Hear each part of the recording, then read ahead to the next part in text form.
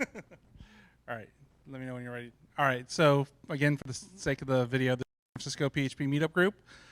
Tonight we have Nick Calugar from IGN. He'll be talking to us about Zend Framework 2 in the fast lane. Some really cool stuff that he's been doing with Zend Framework 2 that I think everybody will enjoy hearing about. Our sponsors tonight is IGN. They provide my time for the organization of the meetup. They provided the pizza and the beverages tonight, facilities. Also sponsoring tonight, we got Zend for the training. So that's really awesome. Hopefully somebody will get a lot out of that. Our next event next month, I can't remember the exact date, but we will have New Relic out talking to us about real user monitoring, or RUM. So that's not going to be a sales pitch, just in case anybody was worried. It's going to be about, though, monitoring in real time what your users are doing on the site, how the site's performing, all sorts of good metrics of that kind of sort. So we'll be doing that next month. And usually we have an opportunity. Is anybody here hiring or looking to be hired and wanted to announce something to the group? Anyone? All right, well, with that, then I'm going to just go ahead and turn it over to Nick. Okay, thanks a lot, Mike. So my name is Nick. I work here at IGN. If you'd like to visit our blog, we're at code.ign.com. We post a lot about everything we do here at IGN from a technical perspective. So one thing I did today was I uploaded a new blog post about another ZF2 module I've worked on that does social authentication. So check that out when you have a chance. If you want to get more information about me or my talks, all my code, I post at socalnick.github.com. It's my GitHub page. It's got links to our blog, it's got my Twitter account, and it's got all the talks and code that I'm working on, including what we're going to talk about tonight, the ESI widget. Okay, so like Greg was telling us, Zend Framework 2 is recently released into the wild. So there's going to be a lot of modules coming out. And what I've realized is with Zend Framework 2, the community is really vibrant. Everybody's ready to contribute code. Like we're playing with a lot of different modules on our new platform on Zend Framework 2. And one of these modules is one that I wrote. It's called the SCN ESI widget. So what's the motivation? So I'm going to get a lot of friends in this room real quick. So PHP is slow, right? It's a scripting language. And another reason that, not only is PHP slow, but when we run it at scale like we do at IGN, we're serving, hundreds to thousands of requests per second. We're running, 30-some servers at our PHP application. So why don't we try to not only speed up our application, but reduce the amount of servers we use by throwing a reverse proxy in front of it? In this case, we're going to talk about Varnish. Okay, so a little bit more about Zend Framework 2. It's modular, meaning that you can just drop modules in, and with a little bit of configuration, they'll probably work for you. It's secure, and what Zend Framework 2 means about that, what Zend means by that is that because it's community reviewed, because there are people looking at this code, there are modules like the user module that Zend published that give you best practices, that make sure that you don't fall trap to some of the common security exploits. It's extensible. So a lot of the modules that I write are extend a lot of the classes from within Zend Framework. Like I said, it's community driven. It's high performing. They've done a lot with making the bootstrapping process faster, auto loading faster, things like that. And it's enterprise ready. I've used Zend Framework and now Zend Framework 2 in several major companies. It works and it works well. So a little bit about Varnish Cache. It's an application accelerator. It's basically an HTTP reverse proxy. You install it in front of your web server, and you configure it, and you get a lot of performance out of the box. It basically follows the RFC spec for HTTP. So if you pass proper cache headers, Varnish Cache is going to cache your content and make your application run faster. Okay, but hold on. I've got user info. How am I going to cache? How am I going to cache things if I've got user-specific data? So there's three strategies that that I've seen and or done with Varnish cache. So here at IGN, we're actually doing a combination of number 1 and number 3. So number 1 is to make sure that Varnish doesn't cache things that are denoted as private. And what that means is that every time that we detect that this is content that should be different for each user, we send it all the way back to the origin server. We do not cache it. The second one, this is one I actually just read about recently, and I'm thinking about doing it here at IGN, is basically if you make your user-specific content small enough, if it's just like a little div tag with their username, you add the UID to the cache, and now you can cache that username for every user. So obviously you have to worry about memory in that case, and you have to see if it can scale for your user base, but that's another option. And then the third option is another thing we do here at IGN is all user-specific stuff, try to do it on the client side. So if one trick that we do in IGN is we fill in our user, like our little user box, we fill that in after the page has been loaded, and we send that back to the origin servers as well. Oops, here we go. Okay, but I've got dynamic content, right? It's a common myth in web development is you've got dynamic content you can't cache. So you probably don't have as much dynamic content as you think.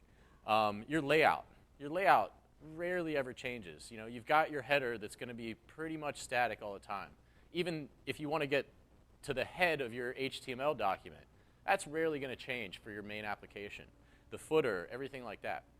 How about when you publish a blog post? Once you publish that blog post, rarely ever changes. How often do you go back and edit a blog post a year later? So that content can be cached, heavily cached. Blog comments. Those change quite frequently if you have a heavy traffic page, but you can still cache them for a short time. Number 4, you see there's a quick example here. If you're serving 500 requests per second, if you just cache for a second, all of a sudden you've relieved tremendous load from your servers. A user's not going to notice a 1-second delay. So if you say you have dynamic content, probably not as dynamic as you think. So, and the last point is that once it leaves your data center, that content's old. So use caching heavily as much as possible. Just make sure that was right. Okay. Okay, so we've talked about this module is called SCN ESI widget. So what is ESI? ESI is short for Edge Side Includes. It's a very simple markup language. It's in the W3C specs, but Akamai, the CDN, is, I believe, the people that authored this spec. But it's open, so it can be implemented by people like the people that made Varnish. It's really simple. It's just a simple HTML tag, ESI include, a source attribute, an alt attribute, and an on-air attribute. And honestly, Varnish doesn't even support most of it. It supports the main functionality of the source include. Okay, so now the components for this module in Zend Framework 2. There's actually only 3 components to this module. There's a controller plugin, a renderer, and a strategy. So we'll get into what each of these do. The plugin is basically a wrapper around the forward plugin. The forward plugin is used to say, okay, I'm on this one action, and I want to forward to another action that normally what you would be doing is like rendering some sort of alternate content depending on a condition, so you forward to another action. But what I've done is I've actually wrapped that forward plugin so that I can capture the content of that action into a variable. The next thing it does is in Zend Framework 2, there's this MVC event that's floating around throughout the life cycle of a request. And the MVC event contains things like the request object, the response object, the route match, and so forth.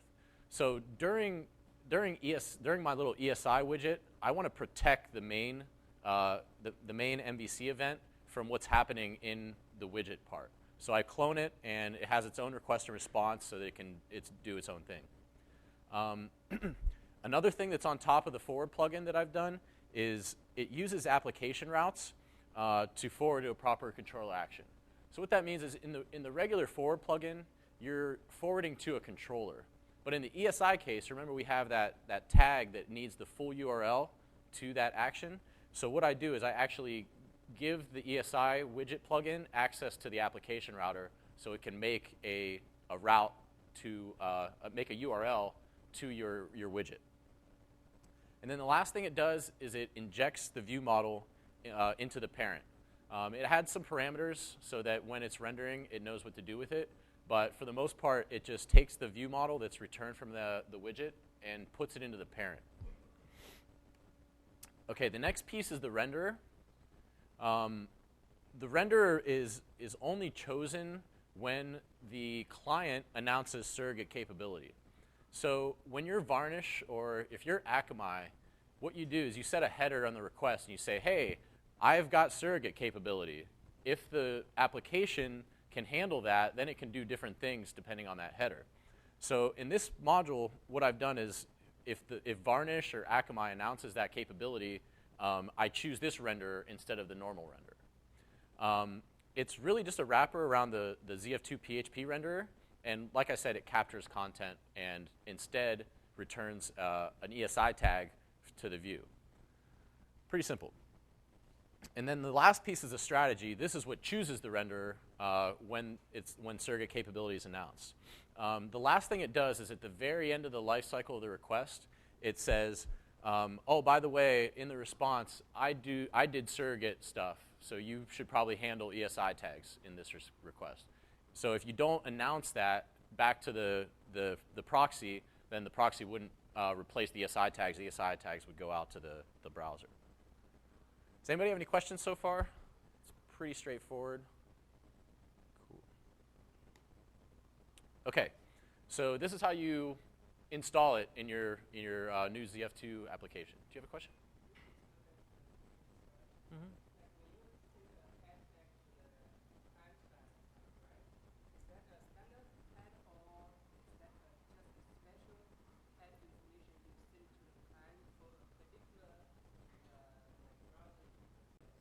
It's an HTTP header in the response. It's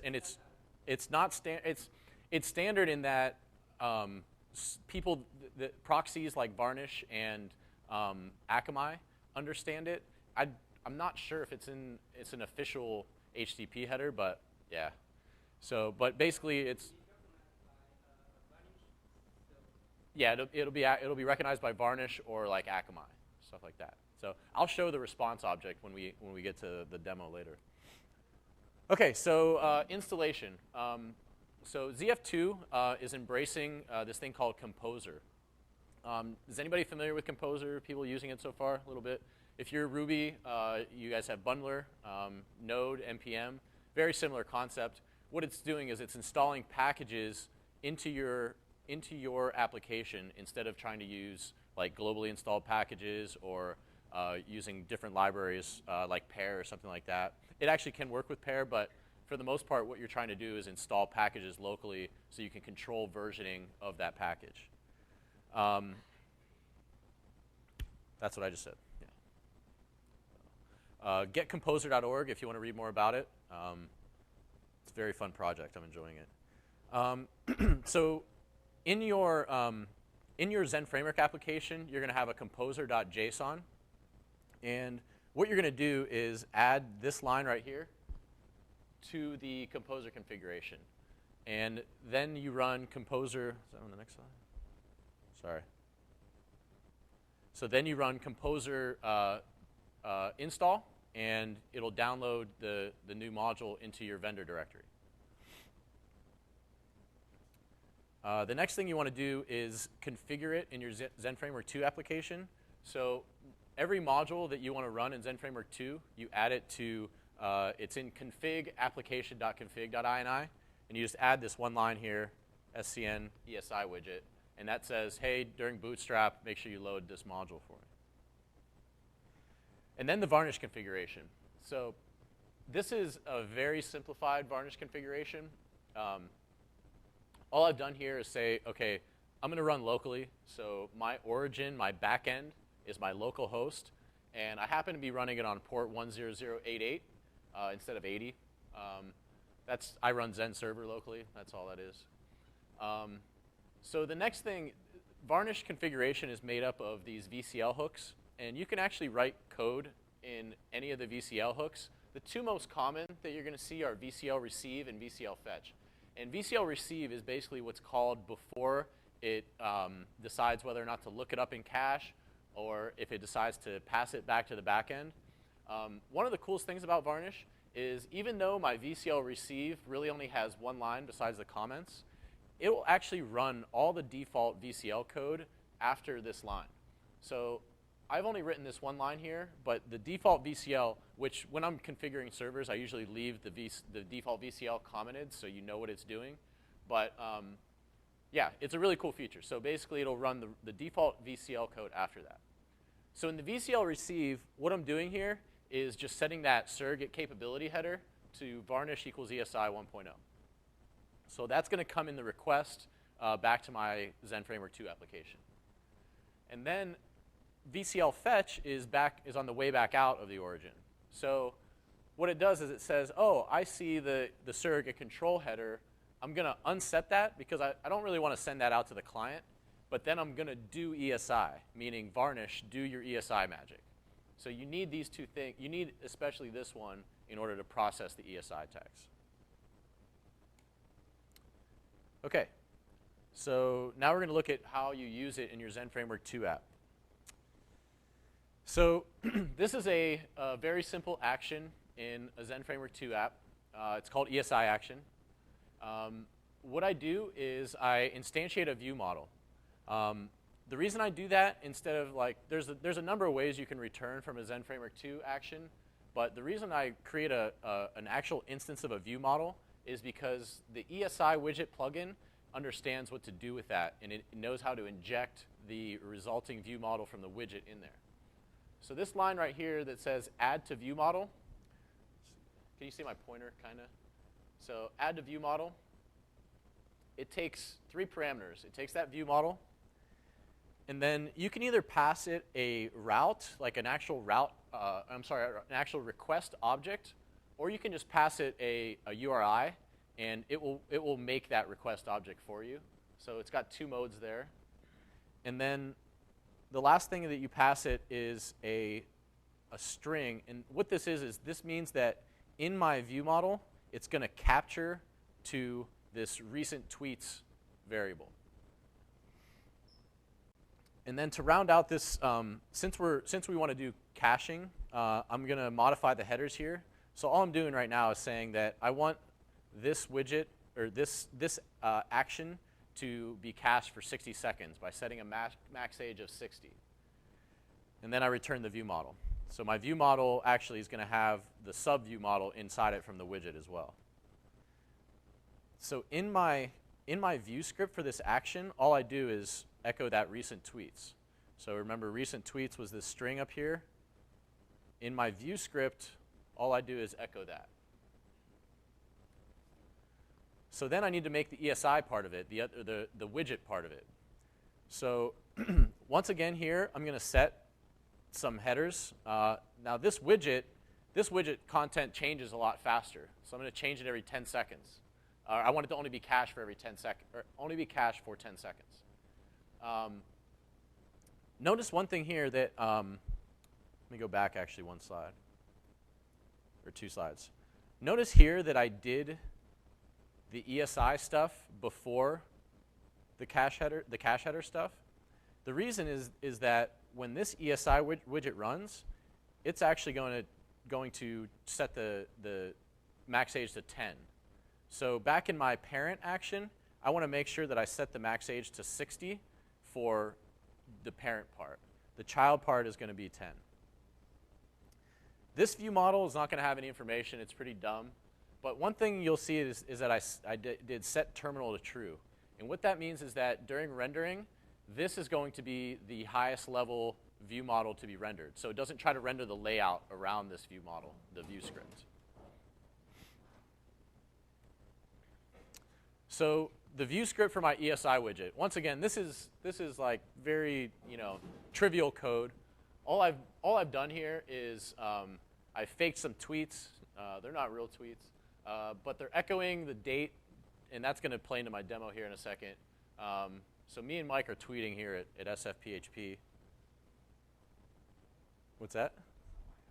I don't know. At Touge. That's not his Twitter, sorry. Okay.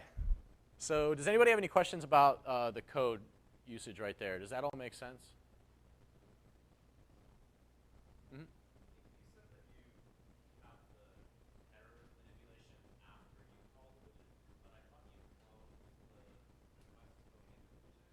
Yeah, I need to work on that. That's probably something I should improve upon. So basically, because even though I'm cloning the event, the reference to the headers in the response is probably the same. So this was a trial by error kind of thing, I realized. So I could probably improve upon that so that. So as it scans right now, if you modify the header in the widget, it will affect the name. Yeah, so I'll fix that. I'll put it on my list. Or you guys can file pull requests. GitHub.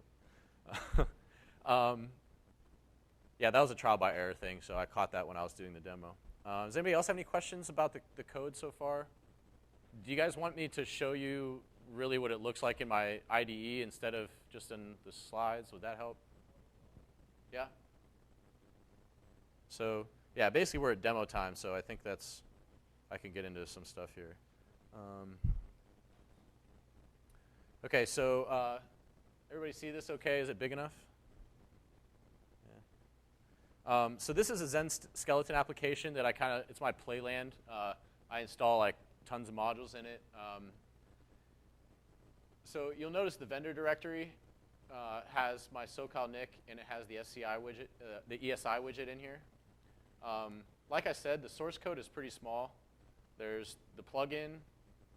There's the strategy and the renderer.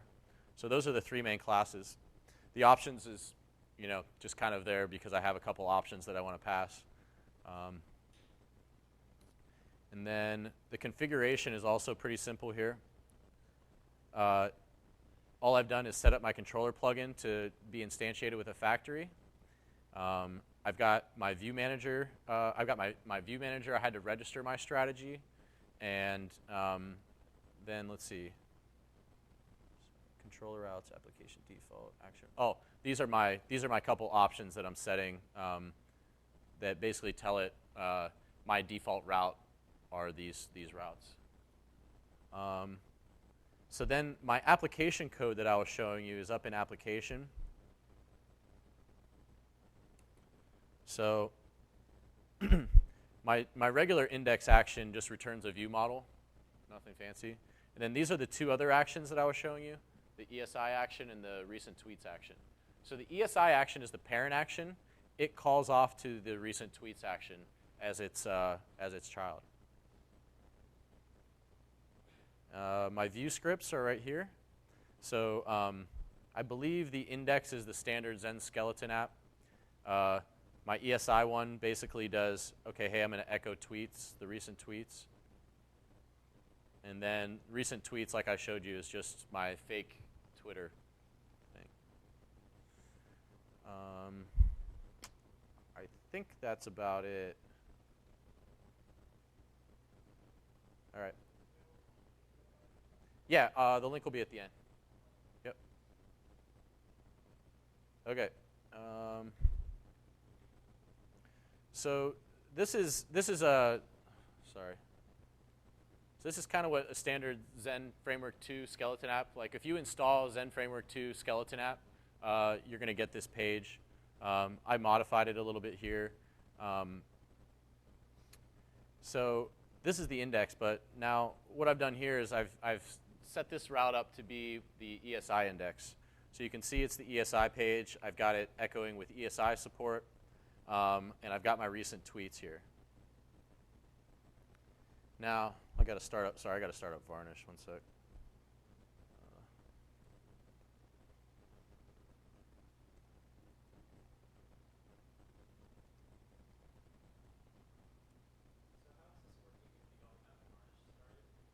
I'm about to. Oh, I'm sorry. Okay. This is actually a feature. I should have talked about this. So one feature of the widget, the module that I made, is it'll actually run out, like not behind a surrogate capability proxy. So if you're just running in your dev environment, you can run the module and it'll output the real HTML. It only activates itself when it's behind Varnish. So, thanks, John. Yep. What's that? Yep, exactly. Okay. Yep. I showed up a second late, so if I missed this, just tell me. For a project, we used Varnish, and it was blazingly fast, and it made things really rigid. It looks like with the way you're doing it, you're not customizing for Varnish. It's just basically it's figuring it out. Yeah. You might have missed a couple things at the beginning, but so the point of this module is to like kind of section off your page into sections that are, some are more cacheable than others, and then we control the cache, the max age for each little bit of that, and then we tell Varnish, hey, you know, cache this piece for 60 seconds, cache this piece for 10 seconds, stuff like that. Then there's some other stuff that I talked about where you know, caching user-specific data or not caching, making sure you don't cache user-specific data, stuff like that. Okay, so I need to start up Varnish now.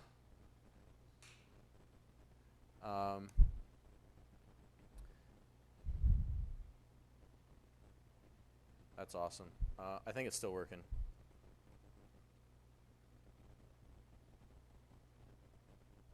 Well, we'll find out. Okay, so if I switch from port 10088 to 8080, so now here's the Varnish version. So remember when we were doing the cache header stuff that I said that the main page is going to be cached for 60 seconds, and then the recent tweets are going to be cached for 10 seconds. So you'll see when I refresh that, oh, shit, okay, sorry, excuse me. I got to do one more thing.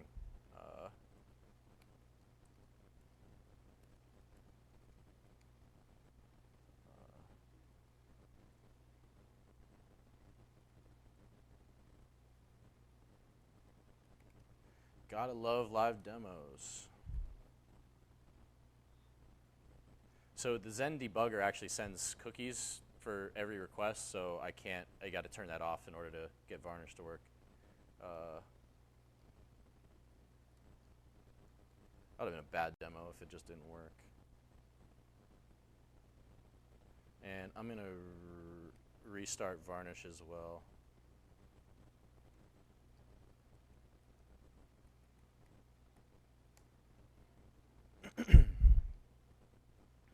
Okay.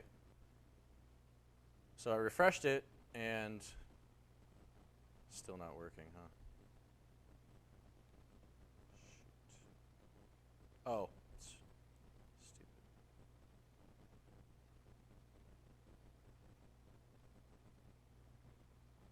Yay, okay. So notice now that this time is not changing.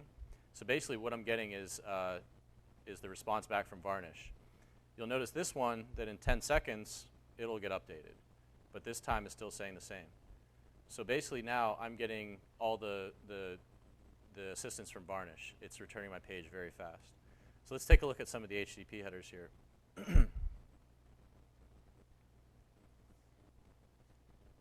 Okay, so you can see that this piece of content has got an age of 27 and a max age of 60. So as I refresh this, the age will go up, and eventually at 60 seconds, it'll return. It'll reset to 0.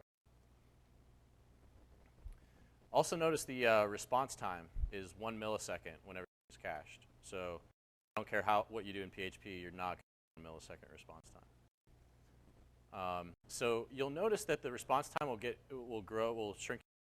Sometimes it's 54 milliseconds. So basically, if either of these chunks have expired in cache, you've got to go back to origin to return it. If you do one on one request, another on another, but basically as long as one is expired, it's going to go back to origin. So 1 millisecond, 1 millisecond. After about 10 seconds, then I get a 50 response time.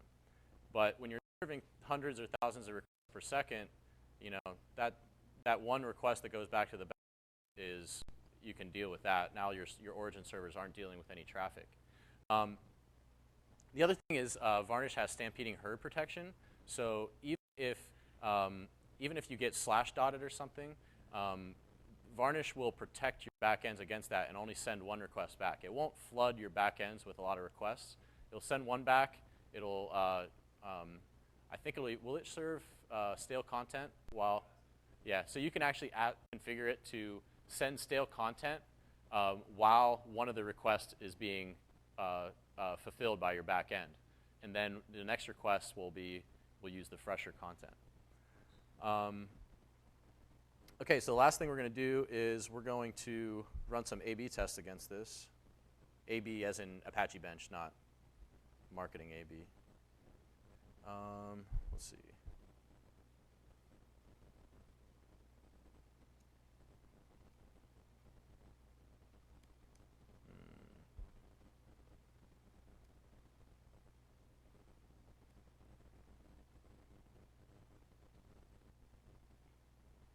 Okay, so here's my A/B test of it running on just Zend server. So I'm going to send 50 at a time, 1,000 total requests.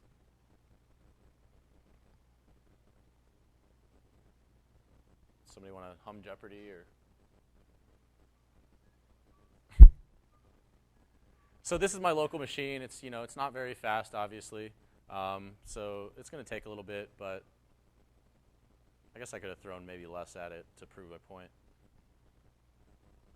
While we're waiting, Yeah, sure. Questions? I just wanted to give advice, which is don't use Varnish unless you actually have a lot of resources. True. Yeah, this is way over. This is premature optimization if you're serving a small site. So. Yeah.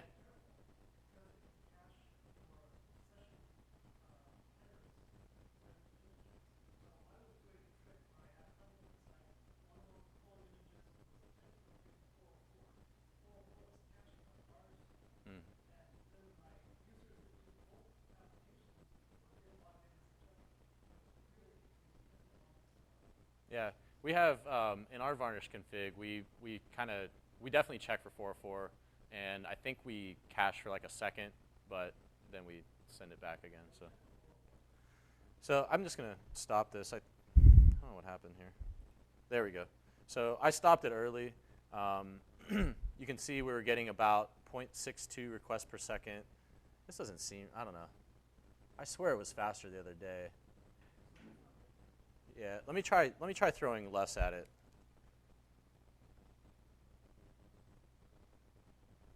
So I'll just do like 10 for 100.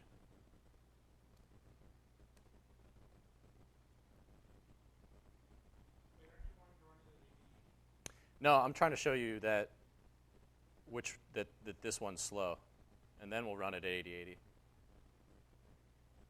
I don't.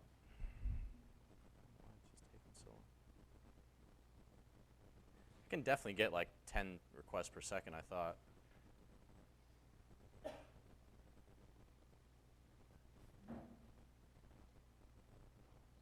Something doesn't seem right. So it's barely even hitting my CPU.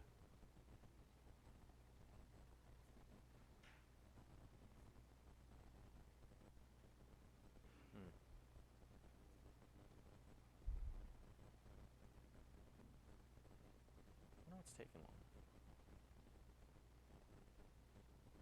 That's a little bit better, but still 500 millisecond response time. Let me try 1 and 10.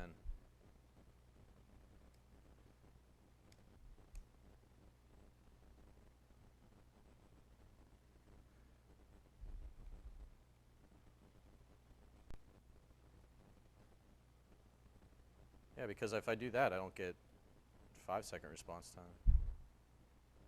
Like 33 milliseconds.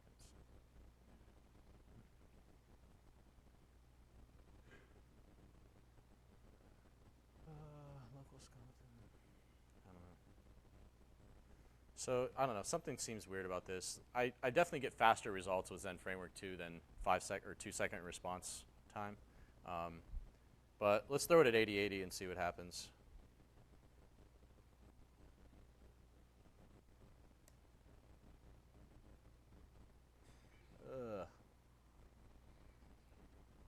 There we go. Okay, so that time it worked. So I'm getting 5,000 requests per second out of Varnish. You can see the response time is less than a millisecond. Now this is all locally, so granted it's not going over the network or anything. We're running Varnish in production for a couple different things. I know in my application we see about 25 milliseconds from basically like a cable modem in your house up to our data center and back. What about the widget farm? Same? Yeah. Yeah, I mean the response time from Varnish is like literally 1 or 2 milliseconds. It's, you know, it's basically network latency for the rest of the round trip. But you can see here that, you know, just on this local machine, Varnish performs really, really well. Now this is very, very cacheable content. You know, of course, on a real application, you're going to be sending some traffic back to your origin, but basically every single one of these requests was fulfilled from cache. I really wish this other one was working. I'm sorry. This doesn't seem right. But I swear, Zend Framework 2 is, you know, about, we can go anywhere. Like I've seen it as low as like 50 millisecond response time. Some of what we're doing right now has got some service calls in it, so we're getting a little bit up there for our origin hits. But so cool. Does anybody have any questions? I'm sorry?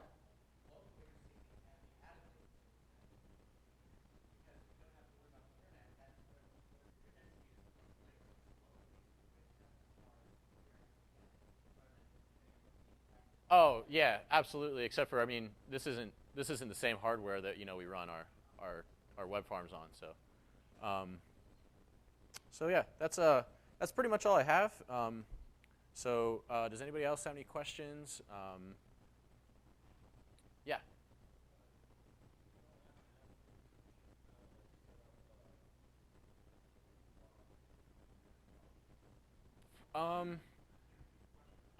He's asking about setting up like servers and stuff. It's not my area of expertise. So here at IGN, we use Chef to roll virtual machines in our private data center. You can do the same thing in, you know, Amazon or whatever. Varnish is so locally. I've got a PHP server. You know, I've got Zend server, but there's a lot of other ways to get a local PHP server installed.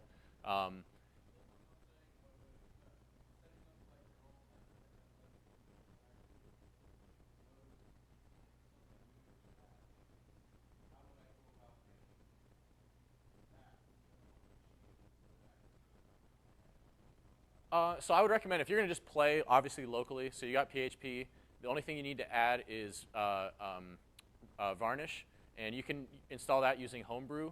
That's the easiest way to do it. So Homebrew package management for Mac. In a production infrastructure, so each of our applications that we're using Varnish with, we're actually running 2 nodes, and the only reason we have a second node is for redundancy in case one goes down. Like, the traffic can be handled by one Varnish server easy. Yes, we're using RPMs to install Varnish. So we're on CentOS, but probably, you know, every major distro is going to have a package for Varnish. Yep. I got here a little bit late, but we've got a setup where we're planning on going to a cloud server. Mm-hmm. And cloud server people, they say, you won't need Zend servers. Our cloud HTTP service is sufficient enough. Is that true? I mean,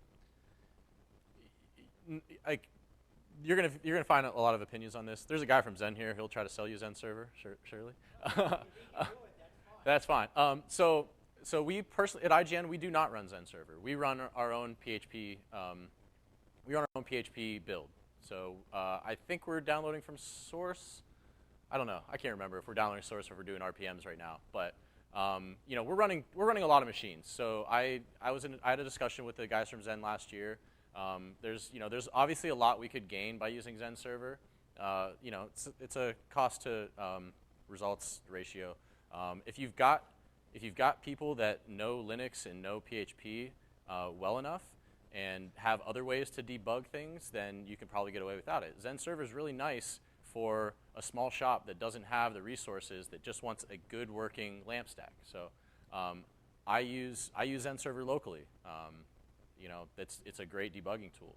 On our current server, it's just about double my throughput. Great, that's awesome. So a lot of that's because, you know, they do a lot of they do some configuration tweaking and some performance stuff. So it really depends on your situation. So.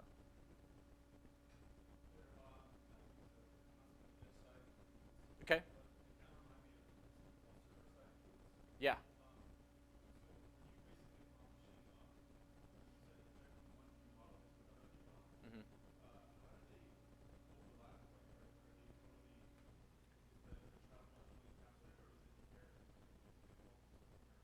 Mhm. No, so the child is actually pretty self-contained. It doesn't really have access to the parent stuff. And the trick here is that in the parent request, it's actually going to run all the code from the child. When it runs all that code from the child, though, you don't have to worry about. So that's on the first request, and ideally that request is going to be cached. But remember that the child one is going to turn into a little URL, and when that URL is called, it's only going to call the child part. So that request has to be able to be self-contained in that it shouldn't rely on anything from the parent because it needs to run on its own as a separate request. So when Varnish, which one? Oh, yeah. That's a good call. So if I do, I think it's that. So that's the child. So when Varnish is saying, hey, I've got to fulfill the request for this little ESI widget, all it does is it goes back and gets this little snippet. So that's why it's got to be self-contained. It's not going to have any information from the parent.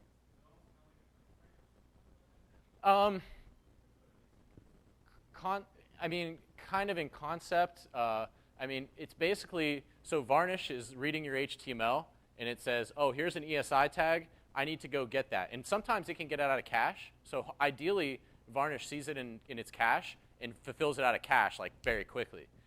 If it doesn't, then it's got to go back to the web servers, run your PHP, you know, get it all together, and ship it back out to Varnish. But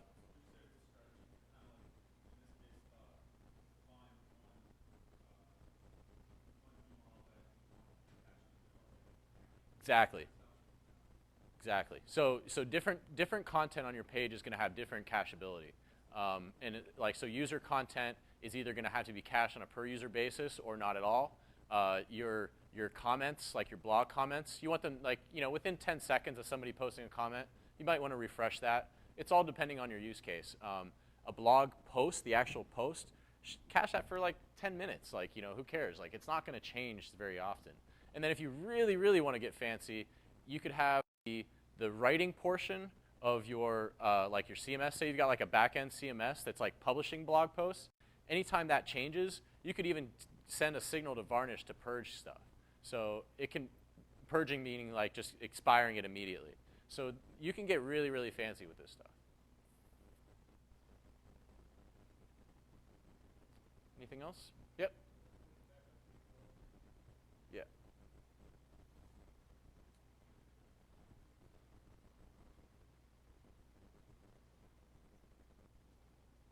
Yep. We are mostly Zend Framework 1. We've got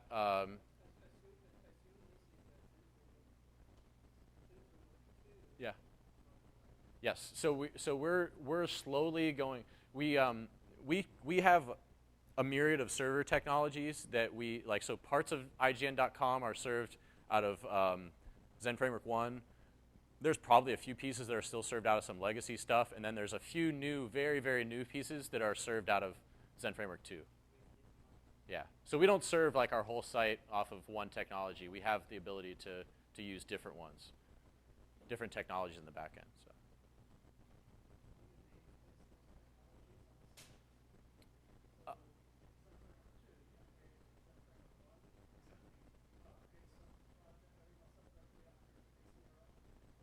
No, so we do a trick with Akamai.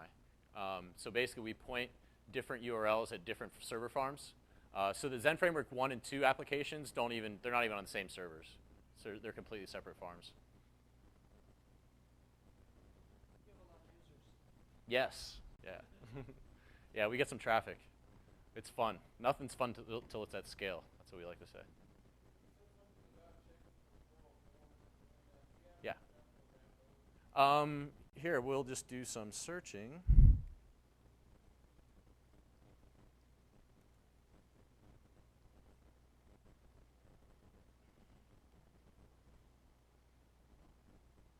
So there you go, something like that.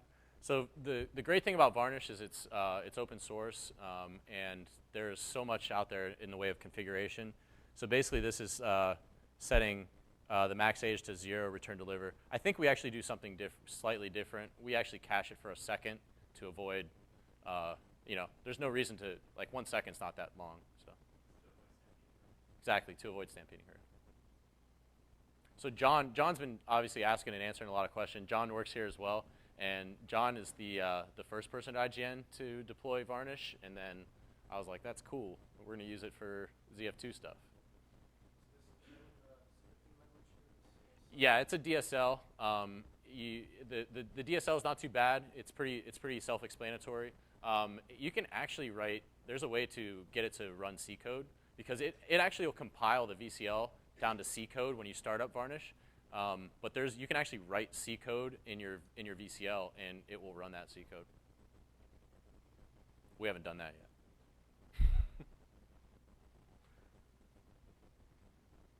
Yep. Another off-the-wall question. Sure. You use Zend Framework. Do you also use Zend Studio? And if not, what do you use? I do personally, yes.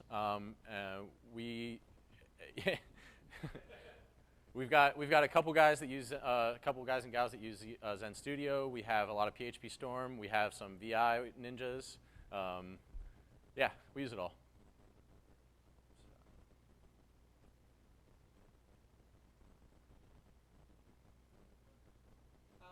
Been coding in PHP for a long time. Been coding for a gazillion years. Yeah. I've done a tiny bit with Zen, but not nearly as much as I'd like to. I'm about to dive in and do some small projects. Based on I like debuggers. I like having things where I have control. I assume you'd recommend Zen 2 rather than Zen 1. Yeah, at this point, I'd say go Zend Framework 2. And my instinct is to use all the Zen toolkit stuff for now. Use the fancy everything. Mm-hmm. And I'll avoid Varnish for these ones. So it was sort of a comment more than a question, but he's getting started, and yes, you can definitely use the full Zen stack if you want to get started. Sure, I use a lot of their products. Great. I think it's a great company, and I go to Zen. I'm speaking at ZenCon this year. Is anybody else going to ZenCon? Right on. See you guys there. Where is it? It's at Santa Clara. It's October 22nd through 26th. Sorry. 22nd through 26th. Okay. It's a really fun conference. Any more questions? Cool. Thank you.